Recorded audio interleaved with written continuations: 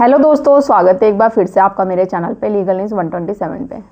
दोस्तों, मैं हमेशा अपनी वीडियो में आप लोगों को कहती हूँ कि अगर कोई भी झूठ बोलेगा, चाहे वो पति हो या पत्नी, स्पेशली वो पत्नी है जो झूठे केसेस करती है, किस लिए कि मेंटेनेंस चाहिए। जब भी शपथ पत्र दिया जाता है उनकी तरफ से, मतलब जिसे हम कहते हैं इनकम एफिडेविट, तो उसमें मोस्टली वो no no no not applicable, not applicable, job नहीं कर रही है, सैलरी नहीं है, सैलरी छुपाना, बैंक स्टेटमेंट छुपाना, तो ये सारी चीज़ें हाइड करती है। और मैं हमेशा कहती हूँ जब ये चीज़ें पता चल गई ना, क्योंकि जब वो साइन होते हैं वहाँ पे, तो जिस दिन पता चल गया उस कानून के तहत, उस धारा के तहत उसे सज़ा भी होगी। एक मैंने वीडियो उससे पहले भी बताई थी, जिससे मैंने बताया था, आपको दिखाया था कि 7 साल की सज़ा हुई थी पत्नी को झूठ छुपाने पे, जब उसका झूठ सच के कोर्ट के सामने आया। तो आप लोग यकीन नहीं करते, वो जजमेंट मैंने बनाया भी, आप चैनल पर जाके देखो अगर आपने नहीं देखा है।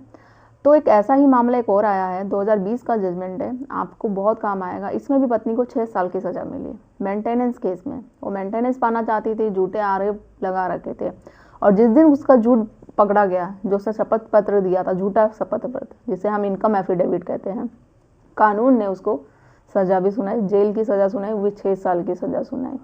तो पूरा मामला जानने के लिए वीडियो पूरा देखिए, स्किप मत करिएगा। चैनल पर नए जुड़े हैं आप लोग, चैनल को लाइक करिए, शेयर करिए और सब्सक्राइब करना बिल्कुल मत भूलिए। साथ ही बेल आइकन दबाइए ताकि आपको टाइम पे मेरी वीडियो की नोटिफिकेशन सबसे पहले मिलती रहे। देखो दोस्तों, मैं हमेशा कहती हूँ, देखो मेंटेनेंस केस ऐसा है, आप लोग पुरुष लोग ये होते हैं कि भाई देना नहीं चाहते। क्यों नहीं देना चाहते? देना तो है, उस पत्नी को देना है जो सही है, बट जब सही नहीं है, इतने आरोप उसने एलिगेशन भर भर के लगा रखे हैं, झूठे केसों में फंसा रखा है पति को, पूरी फैमिली को, और ऊपर से मेंटेनेंस की डिमांड भी की जा रही है, तो क्यों दिया जाए? सिंपल सी बात है, पैसा एक बहुत मेहनत से कमाया जाता है, और उस पैसे को ऐसे इंसान को दे देना जिसने हमारी लाइफ ऑलरेडी पहले ही बर्बाद कर दी है, तो क्यों?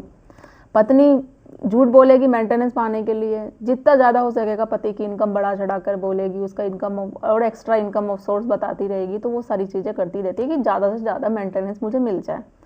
बट वो बात हमेशा भूल जाती है कि जिस दिन झूठ पकड़ा गया तो उसको क्या होगा। क्योंकि आजकल तो यही हो रहा है, उनको डर नहीं है कि नहीं भाई कोर्ट वो केस कर देगी झूठे, ऊपर से मेंटेनेंस भी चाहिए, सज़ा भी दिलवाएंगे, पैसे भी इन्हीं से ही लेंगे, सबूत भी देना पड़ेगा। जिस दिन आप सबूत नहीं दोगे ना, स्पेशली ये वीडियो उनके लिए, ये उन महिलाओं के लिए जो झूठे केसेस करती हैं, आपको सबूत देना पड़ेगा। और जिस दिन सबूत नहीं दे पाओगे, साबित नहीं कर पाओगे ना, जो आप एलिगेशन पति पे ससुराल वालों पे लगा रहे हो सिर्फ मेंटेनेंस पाने के लिए या एलिमनी पाने के लिए, तो उस दिन सज़ा भी आपको होगी। अब कानून बदल चुका है, क्योंकि कानून, हाईकोर्ट, सुप्रीम कोर्ट, सबको पता है कि ऑलमोस्ट ज़्यादा झूठे केसेस आए जा रहे हैं, कानून के अधिकारों का दुरुपयोग किया जा रहा है। अब ये जो जजमेंट की बात कर रही हूँ, ज़्यादा पुराना नहीं है, 2020 का है। देखो, जजमेंट जितना भी पुराना हो या कोई भी हो, काम वो हमेशा आएगा। आप डिटेल्स में अच्छे से पढ़ लेना। इसमें क्या हुआ, 1987 में शादी हुई, और उसके बाद 2003 में है जो मेंटेनेंस के लिए पत्नी ने केस कर दिया, तो 1100 का मेंटेनेंस बना, बाद में बढ़ के वो 2000 हो गया। फिर पत्नी ने 2007 में मेंटेनेंस बढ़ाने के लिए अपील करी कि भाई मुझे 2000 से 6000 रुपये चाहिए, क्योंकि मेरा इसमें गुजारा नहीं होता, मैं किराए पे रहती हूँ, मुझे रेंट देना पड़ता है, तो मैं रेंट आधा दे देती हूँ, तो मेरा क्या बचता है। तो वो सारी चीज़ें हुई।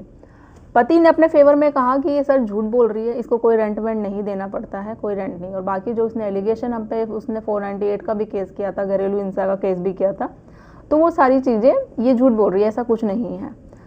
बाद में जब ये 2014 में ट्रायल हुआ, पत्नी पे आगे इंक्वायरी हुई, बैठी, तो वो चीज़ें पत्नी है जो दोषी पाई गई। यही सामने सच आया कि पत्नी झूठ बोल रही थी सिर्फ मेंटेनेंस पाने के लिए, उसे बढ़ाने के लिए कि उसे चाहिए थे। जिस वो बोल रही थी कि मैं किराया देती हूँ जिस आंटी को, उसका कोई ऐसा रूम ही नहीं था, कोई घर ही नहीं था जिसे वो रेंट पे दे सके, तो ये बात पूरी दोषी साबित हुई। तो वो चीज़ें, और जो जो उसने आरोप लगाया था 498 के तहत, डीवी के तहत, वो सारे जो केसेस है वो भी झूठे पाएगी कि ऐसा इसके पति ने, उसके ससुराल वालों ने इस पर कोई अत्याचार, कुछ क्रूरल्टी, कोई डोमेस्टिक वायलेंस कुछ भी नहीं किया है। तो उस पत्नी को अंडर सेक्शन 193 और 199 आईपीसी के तहत 3-3 साल की सज़ा हुई, उसको जेल की सज़ा सुनाई गई।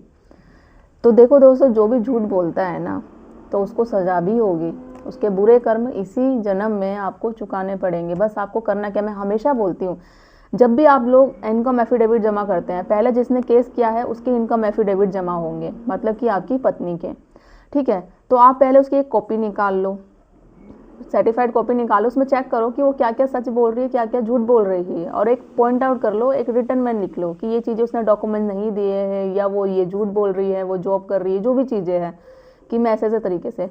फिर आगे जाके कोर्ट में बोलो कि ये इसने तो डॉक्यूमेंट्स दिए नहीं है, ये बातें अपनी ये छुपा रही है कि ये किराया देती है, या मैं जॉब नहीं कर रही, सैलरी स्लिप नहीं दी, सारी चीज़ें हैं। तो उस पर इंक्वायरी होगी, कोर्ट उससे मांगेगा प्रूफ, डॉक्यूमेंट्स लाने को कहेगा, आगे जाकर ट्रायल होगा, उस पर इंक्वायरी भी सारी चीज़ें देखेगी। तो और अगर पहली बात, अगर जब तक पत्नी इनकम एफिडेविट जमा ना करे, ठीक है, सपत्र पत्र जिसे कहते हैं हिंदी में, ना जमा करे, आपको भी जमा नहीं करना है, और प्रॉपर तरीके से, सही तरीके से जब तक जमा ना करे। जब तक वो जमा कर देती है, प्रॉपर बिल्कुल सही होता है, ये नहीं उसमें सारी एन ए नॉट एप्लीकेबल लिख के कर दे, मैं बाद में दे दूंगी, आगे दे दूंगी, अभी मेरे पास है नहीं, जब तक इंट्री मेंटेनेंस दिया जाए, क्योंकि उसका मेन मकसद है एक बार इंट्री मेंटेनेंस चालू हो जाए, वो मिल जाएगा तो वो आगे जाके करती रहेगी। और यही चीज़ आपको होने से रोकना है। जब तक वो प्रॉपर तरीके से इनकम एफिडेविट जमा ना करेगी, आपको भी नहीं देना है। आप लोग क्या होते हैं मोस्टली, अगर मैं आप लोगों की बात करूँ, पुरुषों की, वो सारी चीज़ें गा के लिख देते हैं इनकम एफिडेविट में। जहाँ पत्नी सारी चीज़ें छुपाती है, आप लोग सारी चीज़ें लिख देते हैं। मेरा ये किराया है, मैं यहाँ जाता हूँ, मेरे माँ बाप का खर्चा है, मैं ये चीज़ें वो रेंट पे दे रहा हूँ, ये चीज़ें। इतना क्या लिखने की ज़रूरत है? आपको जो मेन चीज़ें हैं वो चीज़ें लिखो ना। आपकी जॉब क्या करते हो, एजुकेशन क्या है, आपकी लाइबिलिटी बस क्या है, आपके पेरेंट्स की है, ये चीज़ें हैं जो मेन चीज़ें। जितना जितना लिखते जाओगे उतना आप पे ही क्वेश्चन मार्क होता जाएगा। भाई हाँ, ये होम लोन भी देता है, इसका इंश्योरेंस भी चल रहा है, LIC भी चल रही है, मेडिकल भी वो कर रहा है, तो मतलब ये मेंटेनेंस भी और भी दे सकता है। जब इतना खर्चा उठा रहा है तो मतलब इसकी सैलरी अच्छी खासी इनकम होगी, तो ये मेंटेनेंस भी अपनी पत्नी को दे ही सकता है। तो इतना मत दो, इतना दो जितना आप बस आपको दिखाना है, वो पूरी रामायण लिखने की ज़रूरत नहीं है।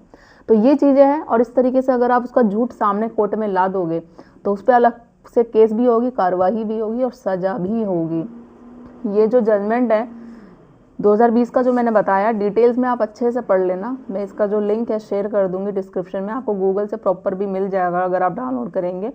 जोशी करके हैं, अहमदाबाद का है, गुजरात का केस है, ठीक है। तो ये चीज़ें हैं। मोस्टली मैं हमेशा बोलती हूँ आप पतियों के फेवर में ही जजमेंट आता है, बट उन पतियों के फेवर में जो एंड तक केस लड़ते रहते हैं वो हार नहीं मांगते हैं। ये भी आप लोगों की तरह ही होते हैं जो पत्नियों से पीड़ित होते हैं। तो आप में और उनमें क्या बात है, जब हम इनका जजमेंट आता है, इनका लैंडमार्क जजमेंट बन जाता है जिसे सब पढ़ते हैं, तो आप भी उठिए, खड़े हो जाओ और लड़ो, ठीक है। आप भी एक ऐसा जजमेंट बताओ जिसे मैं और आप सब पढ़ सके। तो आशा करूँगी ये जजमेंट आपको बहुत काम आएगा। तो ज़्यादा से ज़्यादा लोग तक शेयर करिए ताकि उन तक भी पहुँचे और उन्हें भी हेल्प मिल सके। चैनल को सब्सक्राइब करना बिल्कुल मत भूलिए। जल्दी मिलती हूँ मैं एक ऐसे इन्फॉर्मेटिव वीडियो के साथ, तब तक के लिए थैंक यू।